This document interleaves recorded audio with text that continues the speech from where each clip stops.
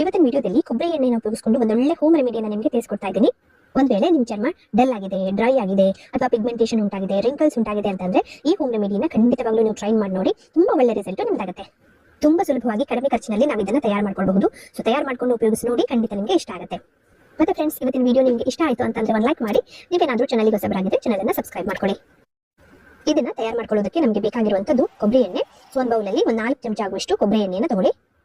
ಇದೇ ಕೊಬ್ಬರಿ ಎಣ್ಣೆನ ನೀವು ತಗೊಳ್ಬೇಕು ಅಂತಲ್ಲ, ನಿಮ್ಮ ಮನೆಯಲ್ಲಿ ಯಾವ ಬ್ರ್ಯಾಂಡ್ನ ಕೊಬ್ಬರಿ ಎಣ್ಣೆ ಇದೆ ಅದನ್ನ ನೀವು ಇಲ್ಲಿ ಉಪಯೋಗಿಸ್ಕೊಳ್ಬಹುದು. ಸೊ 4 ಚಮಚ ಆಗುವಷ್ಟು ಕೊಬ್ಬರಿ ಎಣ್ಣೆಯನ್ನು ತಗೊಳ್ಳಿ. ನಾನಿಲ್ಲಿ ಒಂದು ವಾರಕ್ಕಾಗುವಷ್ಟು ಮಾಡಿ ತೋರಿಸ್ತಾ ಇದ್ದೀನಿ. ನೀವು ಇನ್ನ ಕ್ವಾಂಟಿಟಿ ಹೆಚ್ಚಿಗೆ ಮಾಡ್ಕೊಂಡು ಇದನ್ನ ಸ್ಟೋರ್ ಮಾಡಿ ಕೂಡ ಇಟ್ಕೊಳ್ಬಹುದು. ಕೊಬ್ಬರಿ ಎಣ್ಣೆನ ನಾವು ಬಳಸೋದ್ರಿಂದ ನಮ್ಮ ಚರ್ಮದ ಮಾಯಿಶ್ಚರ್ ಲಾಕ್ ಆಗುತ್ತೆ, ಚರ್ಮದ ಇಲಾಸ್ಟಿಸಿಟಿ ಮತ್ತು ಗ್ಲೋ ರಿಟೇನ್ ಆಗುತ್ತೆ, ಡ್ಯಾಮೇಜ್ ಆಗಿರುವಂತಹ ಸ್ಕಿನ್ ಸೆಲ್ಸ್ ರಿಜುವಿನೇಟ್ ಆಗುತ್ತೆ. ಆಮೇಲೆ ನಾವು ಇದಕ್ಕೆ 1 ರಿಂದ 1.5 ಚಮಚ ಆಗುವಷ್ಟು ಆಲ್ಮಂಡ್ ಆಯಿಲ್ ಅನ್ನು ಸೇರಿಸ್ಕೊಳ್ಳೋಣ.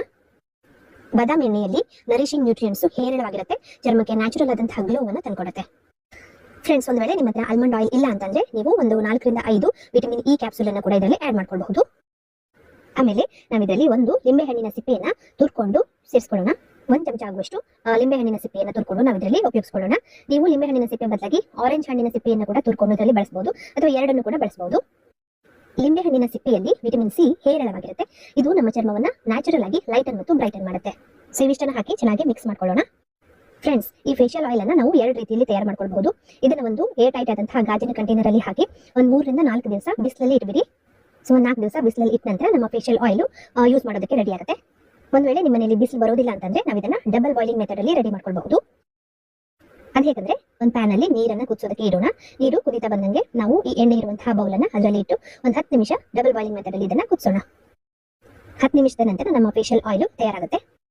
ಸೊ ತಯಾರಾದಂತಹ ಫೇಶಿಯಲ್ ಆಯಿಲ್ ಅನ್ನ ತಣ್ಣಗಾದ್ಮೇಲೆ ಒಂದು ಏರ್ ಟೈಟ್ ಆದಂತಹ ಗಾಜಿನ ಕಂಟೈನರ್ ಅಲ್ಲಿ ಸ್ಟೋರ್ ಮಾಡಿ ಇಟ್ಕೊಳ್ಬೇಕು. ಸೊ ನೋಡಿದ್ರಲ್ಲ, ತುಂಬಾ ಸುಲಭವಾಗಿ ನಾವು ಈ ಫೇಶಿಯಲ್ ಆಯಿಲ್ ಅನ್ನ ತಯಾರು ಮಾಡ್ಕೊಳ್ಬಹುದು. ಒಳ್ಳೆ ರಿಸಲ್ಟ್ ಕೊಡುತ್ತೆ. ಇದನ್ನ ನೀವು ನಿಮ್ಮ ಮುಖಕ್ಕಷ್ಟೇ ಎಲ್ಲ, ಕೈ ಕಾಲು ಫುಲ್ ಬಾಡಿಗೂ ಕೂಡ ಇದನ್ನ ಬಳಸಬಹುದು.